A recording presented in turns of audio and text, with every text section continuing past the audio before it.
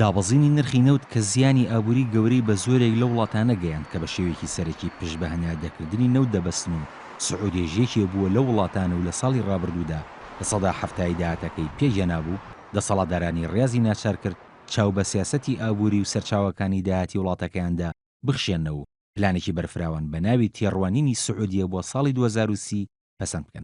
محەممەد بن سەلمان جێگری جێنشینی سعودی ڕایگەیاند لە ساڵی 2030دا وڵاتەکەی دەتوانێت بەبێ نەوت بژیت وتیشی دەتوانن ئەو پلانە جێبەجێ بکەن تەنانەت ئەگەر نرخی نەوت بۆ $30 داببەزێت.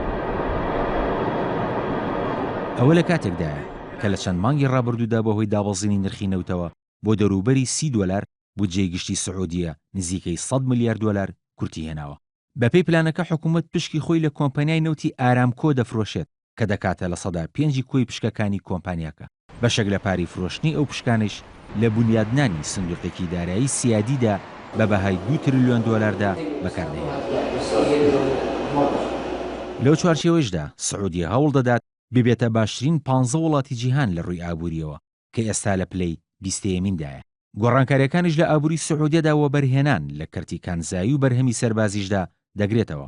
هەروە بەپێی پلانەکە کەرتی تایبەت بەشداری زیاتری پێدەکرێت لە گەشەپێدانی دامەزراوەکانی کەرتی گەشتیاری و ناوچەی بازرگانی ئازادیش لە نزیک فڕۆکەخانەکان دروست دەکرێن. بڕیاریشە سعودیە سیستمی نوێ لە پێدانی ڤیزا بە چوونە ناوەی هاوڵاتیانی بیانی بۆ ئەو وڵاتە پەیڕەو بکات و ڕێگەش بۆ موسڵمانان و عەرەبەکان بدات بۆ ماوەیەکی زیاتر کاری تیادا بکەن. سەبارەت بە کەرتی حەج و عەمرەش تا ساڵی 2030 ژماری عەمرەکاران بۆ هەردوو حرەمەکە لە 8 ملیۆنەوە بۆ 30 ملیۆن عەمرەکار زیاد دەکرێت.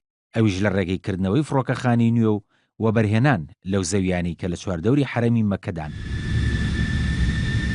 بەپێی پلانەکە گەورەترین مۆزەخانی ئیسلامی لە جیهاندا لە شاری ڕیاس بنیاد دەنرێت تا ڕێگە بەو کەسانش بدرێن کە موسڵمان نین سەردانی بکەن. هەروە بەشداریکردنی ژنانیش لە بازاری کاردا لە ڕێژەی لە سەدا 22 بۆ لە سەدا 30 زیاد دەکرێت. سەبارەت بە سەرچاوەکانی وزەش سعودیە کۆمەڵگایەکی گەورە بۆ وزەی خۆر لە باکووری ئەو وڵاتەدا دروست دەکات. لە لایەکی ترەوە سندوقی دراوی نێودەوڵەتی ئاشکرای کرد وڵاتانی هەناردەکاری نەوت لە ڕۆژهەڵاتی ناوەڕاست لە ساڵی 2015دا بەهۆی دابەزینی نرخی نەوتەوە پڕی $390 ملیار زیانیان بەرکەوتووە. پێشبینیشی کرد لە ئەم ساڵیشدا زیاتر لە $150 ملیار زیان بکەن. کاروان شێخ موحسین NRT